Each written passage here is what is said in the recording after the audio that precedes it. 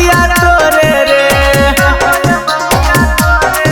अरे सुन रे छौड़ा कान खोल के कहो ये बतिया तोरे रे। अरे तीज बरतिया भूखल हियो भोला से मांगबो तोरे रे। तीज बरतिया भूखल हियो भोला से मांगबो तोरे रे। अरे पातर छीतर सुनर हाखी लाड़ा का बिजोल रे।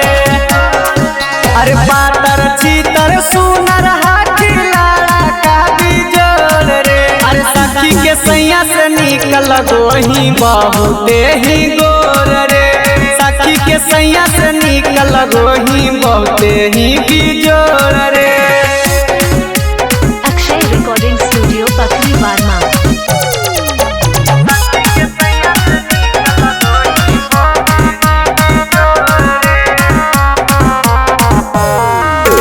दिल से प्यार करो ही हमें सुनई रवि रोही रे।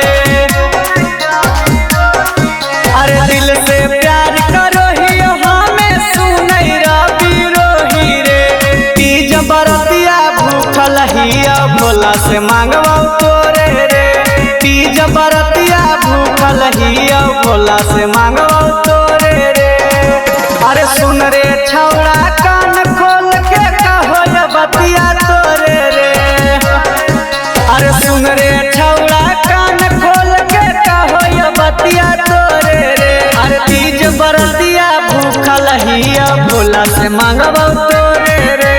तीज बरतिया भूखल हिया भोला से मांगबो तोरे रे। मिक्स बाय रवि रोही।